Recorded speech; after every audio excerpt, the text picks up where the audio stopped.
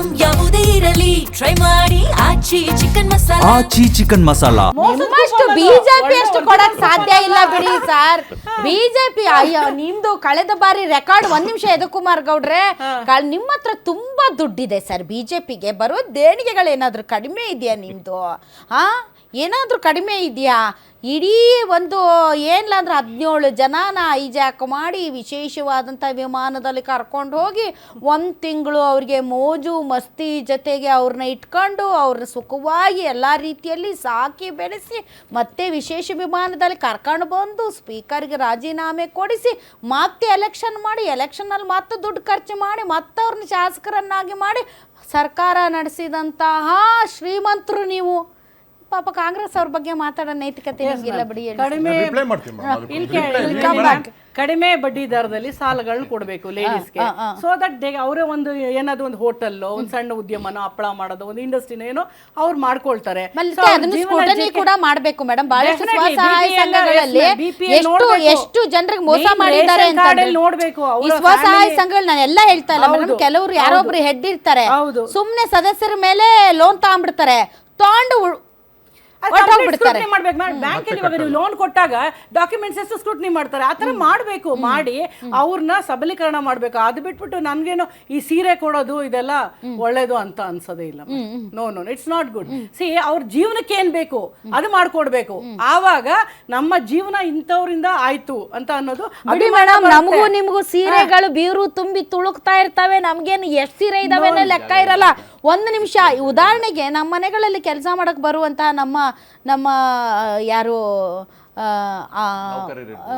ನೌಕರರು ಇದ್ದಾರೆ, ಅವ್ರು ಏನಕ್ಕ ನಮಗೆ ನೀವು ವರಮಹಾಲಕ್ಷ್ಮಿ ಹಬ್ಬಕ್ಕೂ ಒಂದು ಸೀರೆ ಕೊಡ್ಲಿಲ್ಲ, ನ್ಯೂ ಇಯರ್ಗೂ ಒಂದ್ ಸೀರೆ ಕೊಡ್ಲಿಲ್ಲ ಅಂತ ಸೀರೆ ಅವಶ್ಯಕತೆ ಇದೆ ಇಲ್ಲ ಅಂತ ನಾವು ಸಾರಸಗಟ್ಟಾಗಿ ಹೇಳೋದು ಬೇಡ.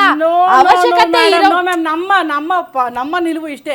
ನೀವು ಕೆಲಸ ಕೊಡಿ, ಕೆಲಸ ಮಾಡಿದಾಗ 5,000 ಸೀರೆ ತಗೋಬಹುದು ನೀವು. Correct, you are eligible for that. Correct ಅಲ್ವಾ? ಹೆಣ್ಣು ಮಕ್ಕಳಿಗೆ ಒಂದ್ ಸ್ವಲ್ಪ ತರಬೇತಿ ಕೇಂದ್ರಗಳನ್ನ ಜಾಸ್ತಿ ಮಾಡಿ, ಕಂಪ್ಯೂಟರ್ ತರಬೇತಿ ಕೇಂದ್ರ, ಇವಾಗ ತಾನೇ ಎಜುಕೇಶನ್ ಮುಗಿಸಿರ್ತಾರಲ್ಲ ಅವ್ರಿಗೆ ಸಡನ್ ಆಗಿ ಕೆಲಸ ಕೊಡುವಂತ ಸ್ವಸಹಾಯ ಸಂಘಗಳಿಗೆ ತರಬೇತಿ ಕೊಟ್ಟು ಕೆಲವೊಂದು ಕಚ್ಚಾ ವಸ್ತುಗಳನ್ನ ಒದಗಿಸಿ ಅವ್ರಿಗೆ ಮಾರುಕಟ್ಟೆ ವ್ಯವಸ್ಥೆಯನ್ನು ಈಸಿಲಿ ಟ್ರಾನ್ಸ್ಪೋರ್ಟ್ ಮಾಡೋದಕ್ಕೆ ವ್ಯವಸ್ಥೆ ಮಾಡ್ಕೊಡ್ಬೇಕು. ಅದು ಆಲ್ರೆಡಿ ಮೇಡಮ್ ಶಕ್ತಿ ಯೋಜನೆಯಿಂದ ಮಹಿಳೆ ಟ್ರಾವೆಲ್ ಮಾಡ್ತಾರೆ, ದಟ್ಸ್ ಓಕೆ, ನೋ ಪ್ರಾಬ್ಲಮ್. ಅದರಿಂದ ಇವರು ಇಂಪ್ರೂವ್ ಮಾಡ್ಕೋಬಹುದು. ಮಹಿಳೆಯರು ತಮ್ಮ ಬಿಸ್ನೆಸ್ ಸ್ಕಿಲ್ಸ್ ಆಗ್ಲಿ, ಡೆವಲಪ್ಮೆಂಟ್ ಆಗ್ಲಿ, ಒಂದು ಕೋರ್ಸ್ ಆಗ್ಲಿ ಹೋಗ್ಬೋದು, ಮಾಡ್ಬೋದು.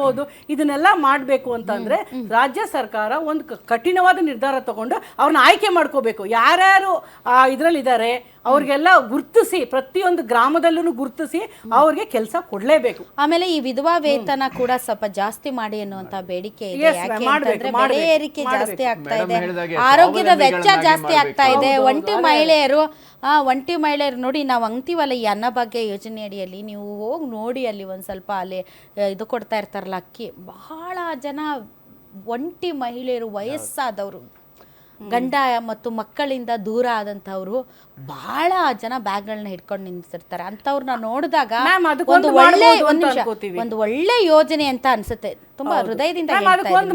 ಸೊ ಅದೇ ರೀತಿ ವಿಧವಾ ವೇತನ ಏನಿದೆ ಅದನ್ನು ಜಾಸ್ತಿ ಮಾಡಿ ಮಹಿಳೆಯರಿಗೆ ಮತ್ತು ವೃದ್ಧರಿಗೆ ನೀಡುವಂತಹ ಇದು ಆಗಿರಬಹುದು, ಏನದು ವೃದ್ಧಾಪ್ಯ ವೇತನ, ಮತ್ತು ಅಂಗವೈಕಲ್ಯ ಹೊಂದಿರುವವರಿಗೆ ಕೊಡುವಂತಹ ಒಂದು ಏಡಾಗಿರ್ಬಹುದು, ಇವೆಲ್ಲ ಸ್ವಲ್ಪ ಜಾಸ್ತಿ ಮಾಡಿ. ಒಂದ್ ನಿಮಿಷ, ಅಂತವ್ರಿಗೆ ಮನೆ ಬಾಗಿಲಿಗೆ ತಲುಪಿಸುವಂತ ವ್ಯವಸ್ಥೆಯನ್ನ ಮಾಡ್ಬೇಕು. ವಿಧವೆಯರಿಗೆ ಅಲ್ಲಿ ನಿಂತ್ಕೊಂಡು ಅವ್ರು ತಗೊಳಕಾಗುತ್ತೆ.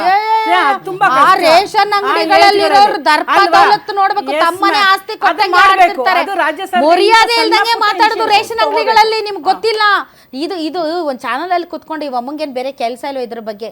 ಪ್ರತಿಯೊಬ್ಬರಿಗೂ ಘನತೆ ಗೌರವದಿಂದ ಬದುಕುವಂತ ಹಕ್ಕಿದೆ ಈ ಸಂವಿಧಾನ. ಎಷ್ಟೋ ಜನ ಅಲ್ಲಿ ನಿಂತ್ಕೊಂಡು ತಗೊಳಕ್ಕೆ ಬೇಜಾರು ಮಾಡ್ಕೊಳ್ತಾರೆ. ಸಂವಿಧಾನ ಆ ಹಕ್ಕನ್ನ ನಮ್ಗೆ ಕೊಟ್ಟಿದೆ. ಆದ್ರೆ ಈ ರೇಷನ್ ಅಂಗಡಿಗಳಲ್ಲಿ ಮಾತಾಡೋರು ಮಾತನಾಡ್ಬೇಕು, ಏನೋ ಇಲ್ಲ ಇವತ್ತಿಲ್ಲ, ಹೋಗೆ ನಾಳೆ ಬನ್ನಿ, ಬಹಳ ದರ್ಪ ದೌಲತ್ತು. ಆಲ್ ರೈಟ್, ಹೇಳಿ ನಾರಾಯಣ ಸ್ವಾಮಿ ಅವರು. ಈಗ ಸ್ಕಿಲ್ ಡೆವಲಪ್ಮೆಂಟ್ ಅಂತ ಒಂದು ಇಲಾಖೆ ಕರ್ನಾಟಕದಲ್ಲಿ ಇದೆ. ಎಲ್ಲಿದೆ? ಹೌದು, ಮಡಿವಾಳದಲ್ಲಿ ಆಫೀಸ್ ಇದೆ. ಸಾವಿರಾರು ಜನ ಎನ್ರೋಲ್ ಮಾಡ್ಕೊಳ್ತಾ ಇದ್ದಾರೆ, ಸಾವಿರಾರು ಜನ ಟ್ರೈನಿಂಗ್ ಆಗ್ತಾ ಇದ್ದಾರೆ. ಎವ್ರಿ ಜಿಲ್ಲೆಯಲ್ಲಿ ಮೊನ್ನೆ ತಾನೇ ಯಾದಗಿರಿಯಲ್ಲಿ ಆಗಿದೆ, ಗುಲ್ಬರ್ಗದಾಗಿದೆ, ಕೋಲಾರಲ್ಲಿ ಕೂಡ ಆಗಿದೆ, ಇಂಟರ್ವ್ಯೂ ನಡೀತಾ ಇದೆ. ಅಂತದಕ್ಕೆ ಫಂಡ್ ಎಷ್ಟು ಬೇಕು ಅಷ್ಟು ಇಟ್ಟಿದ್ದಾರೆ. ಒಬ್ಬ IAS ಆಫೀಸರ್ನ MD ಮಾಡಿದ್ದಾರೆ, ಒಬ್ರು ಚೇರ್ಮನ್ ಮಾಡಿದ್ದಾರೆ, ವ್ಯವಸ್ಥಿತವಾಗಿ ನಡೀತಾ ಇದೆ. ನೀವು ಮಾತಾಡೋದು ಒಂದ್ ಸ್ವಲ್ಪ ನಾರಾಯಣ ಸ್ವಾಮಿ ಅವರು ಸರಳೀಕರಣ ಮಾಡ್ಬೇಕು. ಯಾಕಂತಂದ್ರೆ ಒಂದು ಅಂಗನವಾಡಿ ಕೇಂದ್ರ ಒಂದು ಅಂಗನವಾಡಿ ಕೇಂದ್ರ ಬೆಂಗಳೂರಲ್ಲಿ ಅಂಗನವಾಡಿ ಇದೆಯಾ ಸರ್? ಯಾಕಂದ್ರೆ ಈ LKG UKG ಕಿಂಡರ್ ಗಾರ್ಡನ್ ಎಲ್ಲ ಬಂದು ನನಗೆ ಗೊತ್ತಿಲ್ಲ. ಸೊ ಈ ಅಂಗನವಾಡಿ ಕೇಂದ್ರಗಳಲ್ಲಿ ಈಸಿಯಾಗಿ ತರಬೇತಿಗಳು ಸಿಗಬೇಕು. ಆ ತರದ ಒಂದು ಸರಳೀಕರಣ ಮಾಡಿದ್ರೆ ಚೆನ್ನಾಗಿರುತ್ತೆ ಅಂತ ಅನ್ಸುತ್ತೆ ಸರ್. ಅಂಗನವಾಡಿ ಕೇಂದ್ರಗಳು ಬೆಂಗಳೂರಲ್ಲಿ ಇದ್ದಾವೆ, ಎಲ್ಲಿರ್ಬೇಕು ಅಲ್ಲಿರುತ್ತೆ. ಕೆಲವರು ಹೋಗಿ ನೋಡಿರಲ್ಲ, ಸ್ಲಮ್ಗಳಲ್ಲಿ ಇರ್ತವೆ, ಬಡಬಗ್ರು ಇರ್ತಾರೆ. ಈ ಗುಲ್ಬರ್ಗ ಏನ್ ಬಂದಿದ್ದಾರೆ ಕೆಲಸ ಮಾಡಕ್ ಅಂತ ಇರಲ್ಲ, ಅಂತವ್ರು ಪಾಪ ಕೆಲವರು ಹೋಗಿರಲ್ಲ, ಅವ್ರು ಗೊತ್ತಿರಲ್ಲ. ಇದೆ ಇದೆ ಇದೆ ನೋಡಿ, ಈ ಫ್ರೀಬಿಗಳು ಯಾಕೆ ಬಂತು? ಇನ್ಸ್ಪಿರೇಷನ್ ಏನ್ ಗೊತ್ತಾ? ಈ ಉಡುಗೊರೆಗಳು ಕೊಡ್ತಾ ಇರೋದಕ್ಕೆ, ಅದಕ್ಕೆ ಏನ್ ಕೊರೋನಾದಲ್ಲಿ ಏನು ಅನಾಹುತಗಳು ನೋಡಿದ್ವು, ಕಣ್ಣಾರೆ ನೋಡಿದೀವಿ. ಜನಗಳು ಎಷ್ಟು ಆಲಾಪಿಸಿದ್ದಾರೆ, ಎಷ್ಟು ಜನ ಸತ್ತಿದ್ದಾರೆ, ಏನ್ ಪರಿಸ್ಥಿತಿ, ಅದನ್ನ ನೋಡ್ಕೊಂಡು ಈ ತರ ಆಗಬಾರ್ದು, ಮಾನವೀಯತೆ ಆಧಾರದ ಮೇಲೆ ಕೊನೆಯ ವ್ಯಕ್ತಿಗೆ ಈ ತರ ಆಗಬಾರ್ದು ಅನ್ನೋದಕ್ಕೆ ಇನ್ಸ್ಪಿರೇಷನ್ ತಗೊಂಡೆ ಈ ತರ ಕೊಡ್ತಾ ಇರೋದು. ಇದನ್ನ ಏನ್ ಮಾಡ್ತಾ ಇದ್ದಾರೆ ಈಗ skill in the same time ಎರಡು ಕೈಯಲ್ಲಿ ಕೂಡ ನೋಡ್ತಾ ಇದ್ದಾರೆ. ಈ ಬಡವರಿಗೆ, ಈ ತರದವ್ರಿಗೆ ಏನು ಅವಶ್ಯಕತೆ ಕೊಡೋಕೆ ಅದನ್ನ ಕೊಡ್ತಾ ಇದ್ದಾರೆ. ಇನ್ ದ ಸೇಮ್ ಡೆವಲಪ್ಮೆಂಟ್ ಏನ್ ಮಾಡಬೇಕು ಅದನ್ನ ಮಾಡಿದ್ರೆ, ಸ್ಕಿಲ್ ಡೆವಲಪ್ಮೆಂಟ್ಗೆ ಎಷ್ಟು ಸಾವಿರ ಕೊಡ್ತಾ ಇದ್ದಾರೆ ಅಂತ ತಾವು ಚೆಕ್ ಮಾಡ್ಕೊಳ್ಳಿ. ಎರಡನೇದೇನೆಂದ್ರೆ ಈಗ SCP TSP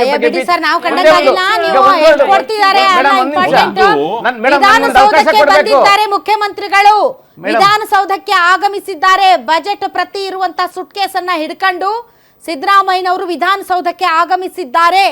ಇನ್ನೇನು ವಿಧಾನಸೌಧದ ಒಳಗಡೆ ಹೋಗ್ತಾ ಇರುವ ಹಾಗೆ ಸಚಿವ ಸಂಪುಟ ಸಭೆ ಮಾಡ್ತಾರೆ, ಅನುಮೋದನೆ ಪಡೆದು ಬಜೆಟ್ ಅನ್ನ ಮಂಡನೆ ಮಾಡ್ತಾರೆ. ಸೊ ತಾವು ಆ ದೃಶ್ಯಗಳನ್ನು ಗ್ಯಾರಂಟಿ ನ್ಯೂಸ್ನ ನೇರ ಪ್ರಸಾರದಲ್ಲಿ ನೋಡ್ತಾ ಇದ್ದೀರಿ. ಸಿದ್ದರಾಮಯ್ಯನವರು ಬಜೆಟ್ ಪ್ರತಿಯನ್ನು ಹಿಡ್ಕೊಂಡು ಬರ್ತಾ ಇರುವಂತಹ ದೃಶ್ಯಗಳು, ಸೂಟ್ಕೇಸನ್ನು ಹಿಡ್ಕೊಂಡು ಬರ್ತಾ ಇರುವಂತಹ ದೃಶ್ಯಗಳು. ಭಾರಿ ಬಿಗುಮಾನದಿಂದ ಬರ್ತಾ ಇದ್ದಾರಪ್ಪ ಸಿದ್ದರಾಮಯ್ಯನವರು. ಕೊನೆ ಹೇಳಕ್ಕಾಗಲ್ಲ, ಹಂಗೆ ಲಾಸ್ಟ್ ಟೈಮೇ ಕೊನೆದು ಅಂತ ಅಂದಿದ್ರು.